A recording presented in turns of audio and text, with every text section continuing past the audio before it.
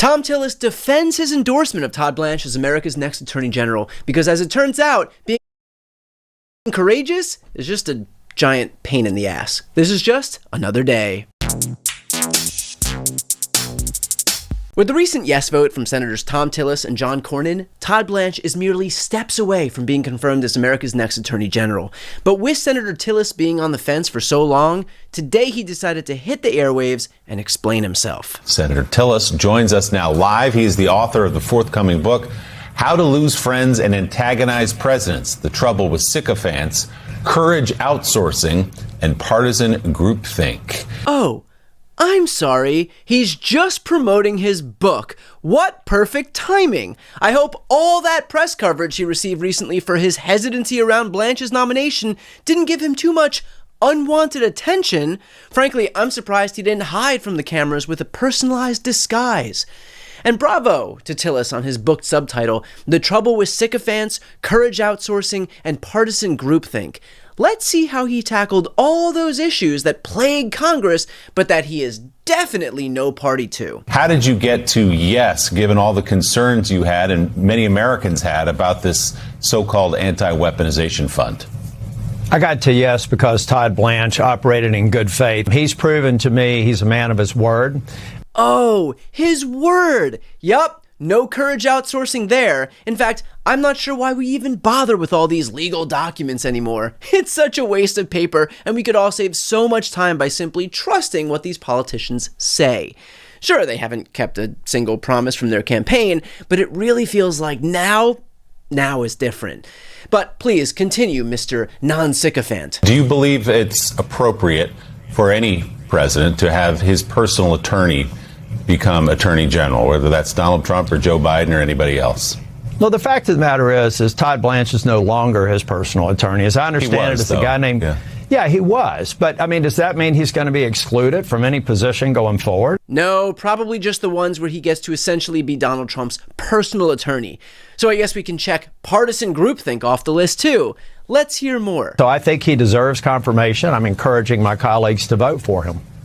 Senator, there are a lot of people, legal experts and others, who've said that this is not a binding agreement over that 1776 fund, that the administration kind of gave you this document to satisfy you and get you to vote yes, and that they have other ways that they can pay people who attacked cops, for example, and were convicted by juries of their peers. Do you not worry that the administration will find other ways to pay those criminals? I do, but that exists in any administration. Of course. I mean, just because Joe Biden, Barack Obama, or every other president in recent history didn't pardon and then seek compensation for the throngs of insurrectionists that those presidents didn't encourage to storm the Capitol, doesn't mean they wouldn't do it. But how can this brave man, this non-courage outsourcing politician, be so sure that Todd Blanche can be trusted? But I have insights into Todd Blanche that lead me to believe that he will be an acceptable attorney general. Insights, of course! How foolish of the rest of us to rely on immutable facts, a public track record, and the recommendation from the New York City Bar Association when Senator Tillis just has an old hunch that everything will be fine and dandy. Think of it like his spidey sense, except instead of getting bit by a radioactive spider, that arachnid simply took away his spine. But unfortunately for Tillis, general insights aren't good enough for everyone else to feel comfortable about his yes vote.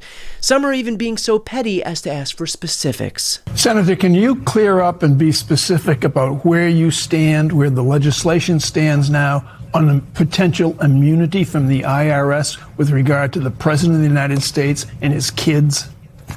Right now, I think what you would find, and John Cornyn is a former judge and an attorney, and I deferred to him on getting the language right and getting the language in the record to make sure that if anybody tries to expand the scope, that there's a legal basis for rejecting it. Yes, if it turns out that we're exposed as having been easily duped by Todd Blanche, the DOJ, and the entire Trump administration, I want America to know that it was all John Cornyn's fault.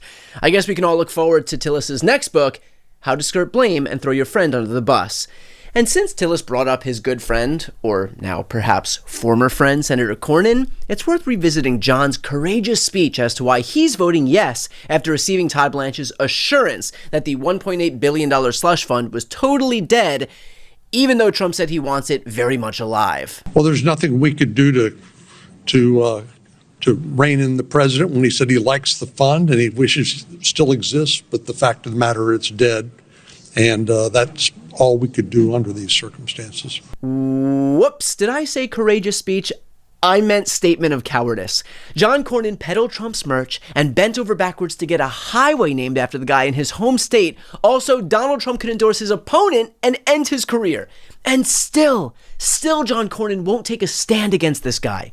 What Todd Blanche gave these senators with his lone signature on this order was a half-baked assurance that this specific fund would go away. And even better, it's not even legally binding, as the initial settlement agreement between the IRS and Trump that created the fund notes it can only be modified with the written agreement of the parties, plural. But I guess how would Blanche or Cornyn know that? After all, they're only fucking lawyers. And even if you put aside Blanche's involvement with the anti-weaponization slush fund and his attempt to help Trump avoid an IRS audit until the end of time, there's plenty of other reasons that he's unfit for the job. Are you satisfied with how Blanche has handled the Epstein investigation? And do you think that it was right for Ghislaine Maxwell to be moved? I've been calling for releasing all the files since the revelations came forth. I feel like it is questionable. I don't know why she got transferred. It makes no sense to me. But what I will tell you is that Todd Blanche is the first head of the DOJ that's ever met with the victims. It was not a satisfactory meeting. It was a start. What is happening? Tillis' shoulders must be getting quite the workout because all he keeps doing is throwing up his arms to say, what are you gonna do? Tillis keeps listing all of the corrupt shit that Todd Blanche has done and still is a yes vote on his confirmation. Apparently, the congressional standards for a promotion are a bit lower than most other jobs. Because I'm pretty sure that if Todd Blanche was trying to move up the ladder at Walmart and they found out he'd been protecting the co-conspirators of a sex trafficking ring, he wouldn't exactly be a shoo-in for the job. The reality is, Thom Tillis, John Cornyn, and the rest of the GOP are such Trump sycophants, they are looking for any possible excuse to be fooled by Todd Blanche. When he hands them a piece of paper that's not even legally binding, they consider that more than adequate proof that he'll follow the law. I think he could have scribbled, "We promise to do good" on a napkin, and that would have been enough to get him confirmed by these people. But importantly, where is all this trust on other issues? When Republicans are given mountains of documents showing the 2020 election wasn't rigged, still not good enough. When thousands of scientists tell them that climate change is real, they're still skeptical. And when a man attempts to save millions of lives during a global pandemic by recommending people put on a mask, they hold him in contempt. Republicans are the biggest skeptics in the world, but Donald Trump's former personal criminal defense attorney vomits out some useless promise that isn't worth the paper it's printed on, and suddenly they can sleep easy? All of them know better, but this president has created such a cult within his party that no one, not even the people Trump has openly talked shit about and openly campaigned against and openly ruined the careers of, have the balls to stand up to him. They are spineless, weak cowards who will do anything to maintain power, or at least their proximity to it. And sure, I can't prove that, But I have insights. Exactly. Before you go, one quick request. It's become clear to me that this White House is dead set on preventing me from reaching